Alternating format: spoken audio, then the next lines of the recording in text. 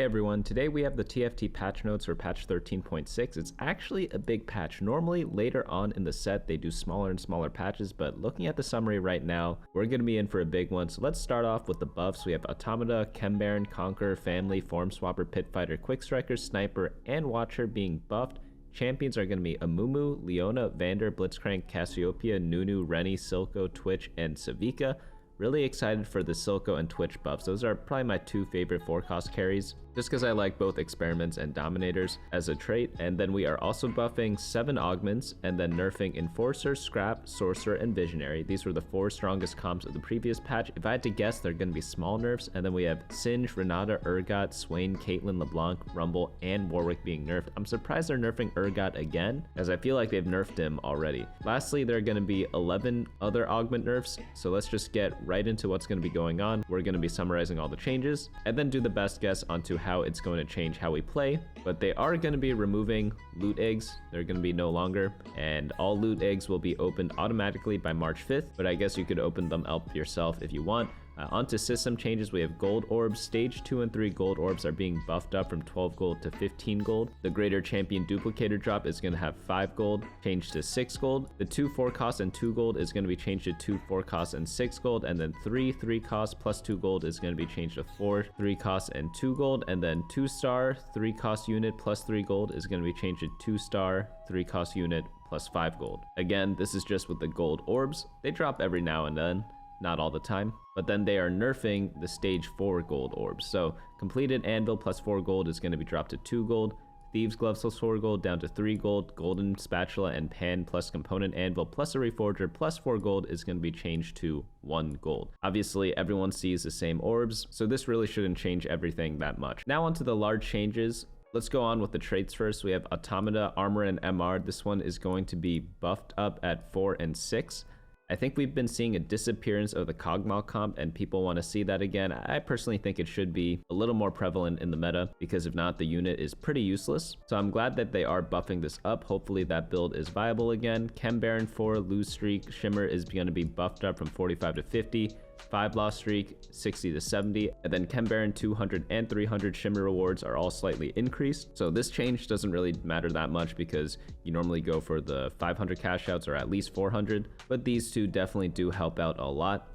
Keep in mind you cannot get Chembaron emblem anymore, so it's pretty difficult to actually reach these thresholds. Conqueror base AD and AP is going to be buffed up at 2 Conqueror, so this is going to be really good for all those like horizontal builds where you go into a little bit of every single trait. So if you run 2 Conqueror plus 2 of another thing, 3 of another thing, all the way down the line, those comps are going to benefit the most from this. But of course, if you're going like purely into Conqueror, it could help you stack up a little bit earlier. Enforcer 8 damage amp is going to be reduced by 8%. Yeah, 8 Enforcer is pretty strong. It's like mainly just because Caitlyn is so like pivotal, right? You get a legendary and you unlock 8 Enforcer. It's very hit or miss, but when you hit, it's really strong, right? Form Swapper 4 damage reduction is going to be changed from 30% to 33%. 4 Form Swapper damage amp is also going to be increased by 4%.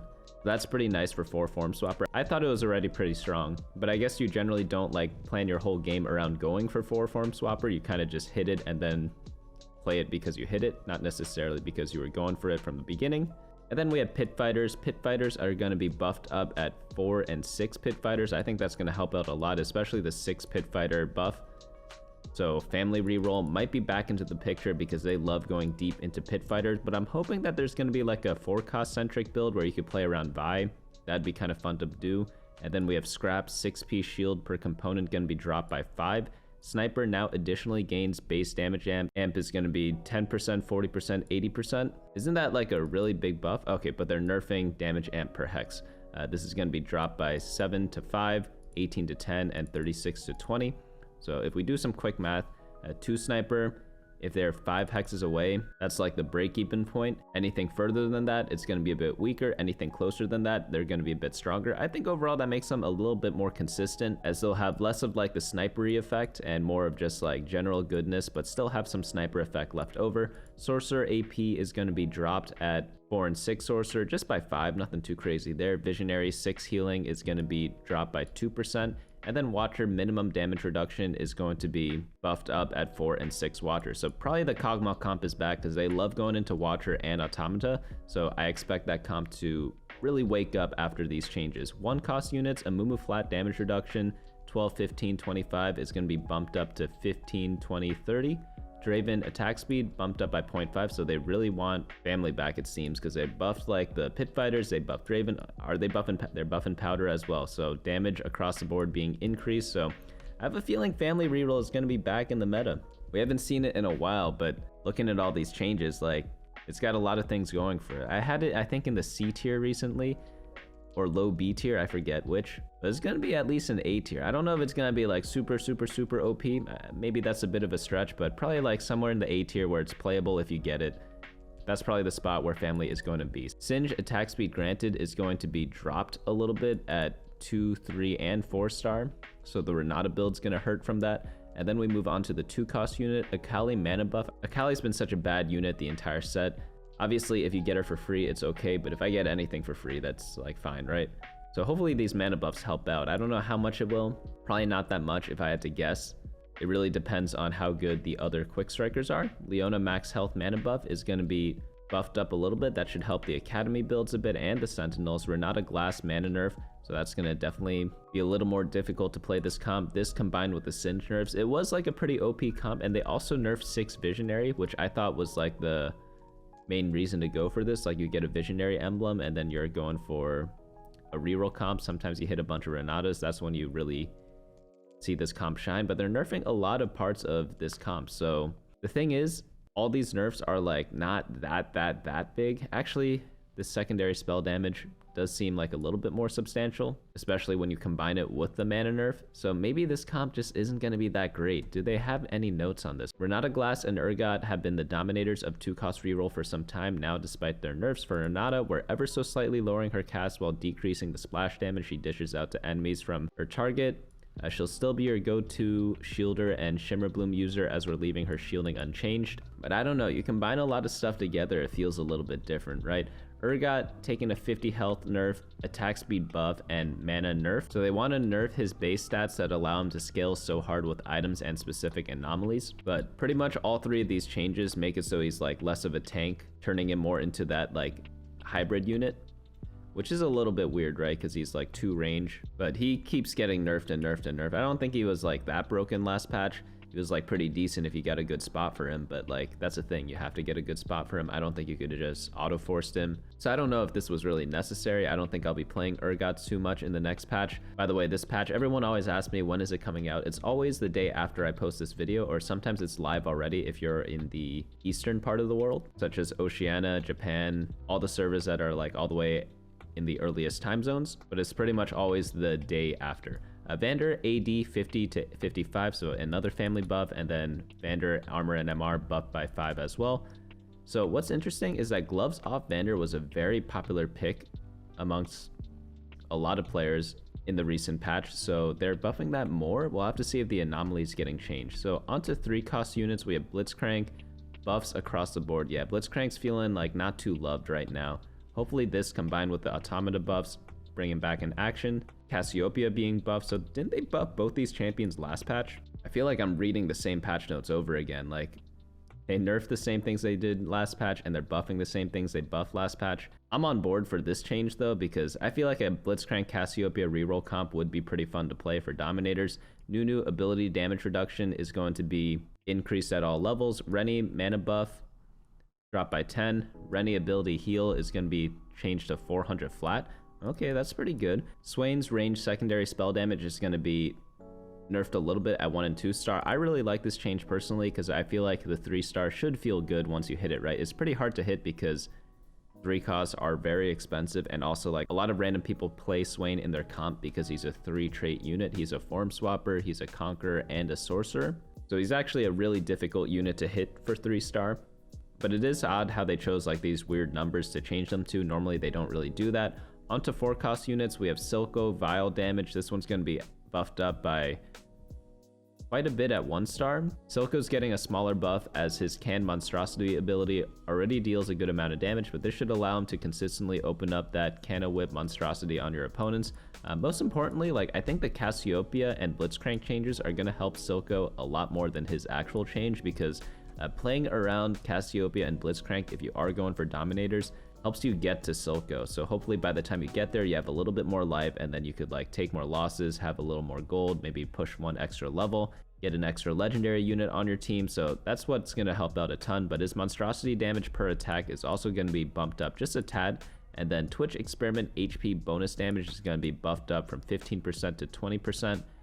That should be fun to look at, and probably going to be pretty good too. I hope Twitch is back. 5 cost units, Caitlyn's headshot AD percent is going to be nerfed at 1 and 2 star. Makes sense.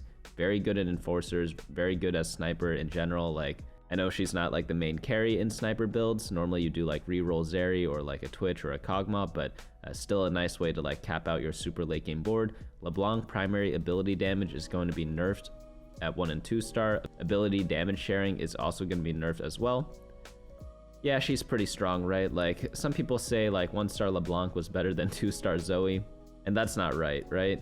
Also, she's just like a very good support unit even without, like, she's good with and without items. That's the crazy part about her. Normally legendaries are one or the other. They're only good with items or only good without items. No, I don't mean like, obviously items are good on everyone, right? But being able to be a force to be reckoned with without items is like another question. Savika mana 0 out of 60 to 0 out of 50. Rumble armor and MR is being changed from 70 to 65, and then ability damage is going to be nerfed as well. So Rumble, he's just good because he fits in the Sentinel comp, so you could always play him in like most of your comps.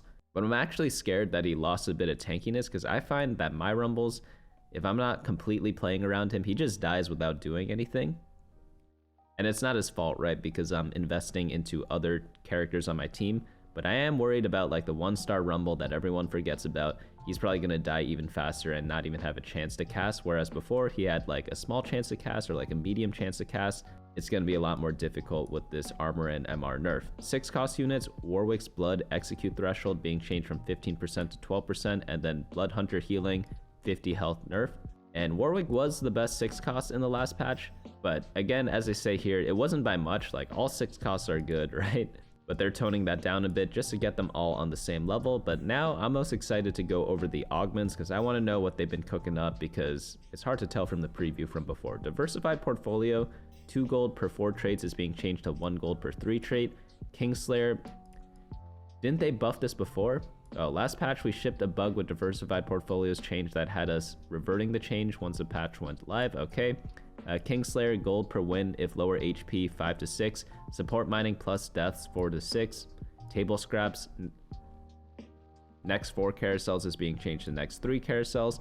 Titanic Titan HP gained 20 to 25. I like this change a lot. I thought this augment was a little bit weak.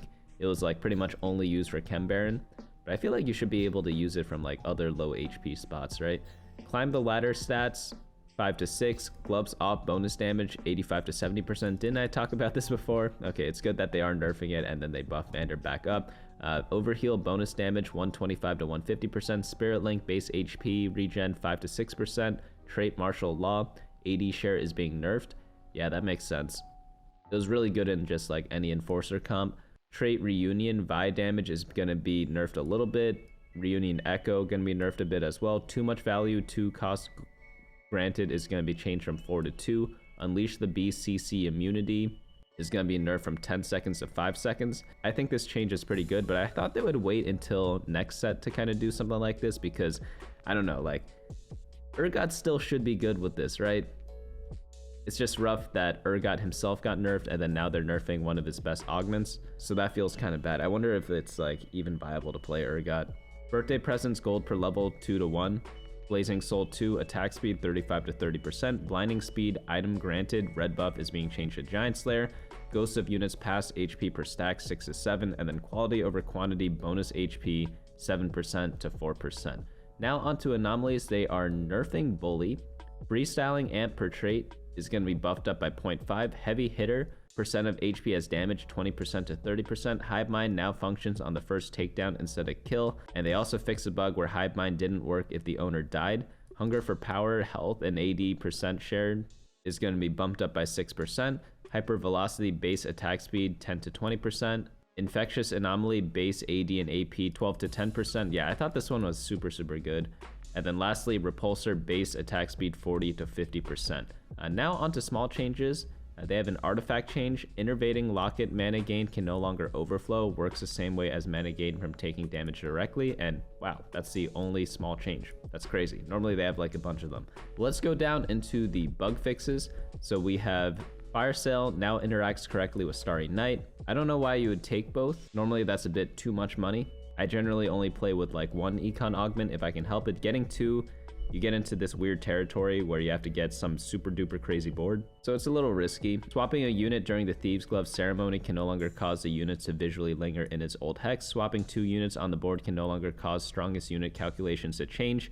Swapping 2 units on the board can no longer cause trait activation via Vex to play. Rolling a Jace with the Pandora's Bench no longer fails to give you his Hextech Forge. And then Salvage Bin no longer deletes items when sold off of units transformed by Pandora's Bench. And then Unforger, using a Reforger on a unit in combat will no longer delete the Reforger. So overall, like a lot of like medium to small changes, nothing too crazy. I feel like Urgot, like I wouldn't really play him though. Renata feels a bit nerfed. I don't know if I'm gonna be playing her. Swain's fine though. I'm hoping Blitzcrank Cassiopeia is back, because that comp looks pretty fun. It's just like 3-cost reroll with Dominators. Like I really want to play it because like it hasn't really been strong this entire set. I'll be updating the meta snapshot on my website, bunnymuffins.lol/meta, in case you were curious on what comps are going to be strong in the patch. It's going to release on Friday as per usual. But I don't know if these Twitch buffs are going to be enough. I hope Twitch is back in the meta because I think he is such a cool unit. You drop a Rage Blade on him, throw any other attack damage items, and he's going to be chilling. Silco, probably back, but again, I think it's mainly because Blitzcrank and Cassiopeia are buffed a little bit to help get to Silco. But you have to keep in mind, like, Silco was pretty bad in the last patch. Like, if we look at 4 costs, he was just the worst by far, 4.72. With the buffs, like, if he could get to 4.4, like 4.4 is playable for most 4-cost units as long as the play rate is like 1 point something. You don't want to be below like a 4.3 with a below 1 play rate. That's like danger territory, right? Because like the more someone plays someone, the harder it is to like 2-star. So that's why the average placement gets worse if there are more people playing it. That's why if you like sort by play rate, like Elise is completely bonkers, right? Like highest average placement, highest play rate. I wonder why she didn't get nerfed now that we think about it, right? If anything, she got buffed. Like Form Swappers got buffed. I guess LeBlanc got nerfed because like that's Black Rose. Bruisers didn't really see any changes, but that's crazy, right? But whenever you're looking at 4 costs, like play rate is more important than average placement. Maybe I do a video in the future on like ways to look at data. It's like a really complicated subject because there's a simple actionable approach and there's also like a super complex approach which might be inactionable, but perhaps I'll do that like starting next set or something like that. But the point I'm trying to make is like Silco's just by far the worst, and like I don't know if the buffs are going to be enough, right? Because like he's horrible when no one's even clicking on him. So even if you buff him up a bunch, like people might not click on him, but he might perform okay. But it's not going to be like people click on him and he's going to be okay, or even good, right? Like at best he's going to be mediocre. So we'll have to see on that. Again, update's going to come out tomorrow, or not tomorrow, whenever Friday is. I forget when Friday is. But lastly, I'm looking forward to playing the Kog'Maw comp. Both Watchers and Automata got buffed. The Sniper change does hurt Kog'Maw a little bit because he does get infinite range when he casts a bunch, but I don't think that's going to make too much of a difference. The main reason why you play him is because Watchers are going to be strong to protect him, and Automata are going to be strong to get him a little bit boost of damage. But that's going to be it from me for this video. Hopefully you all enjoyed this. If you do want to participate in the coaching videos, do submit a replay down below once the new patch drops, because I give priority to the people who submit first, and I might only do like 5 games in a patch, unfortunately, because it does take a lot of time to review all this stuff. But that's going to be it for me today. Hopefully you all enjoyed this video, and I'll see you all next time.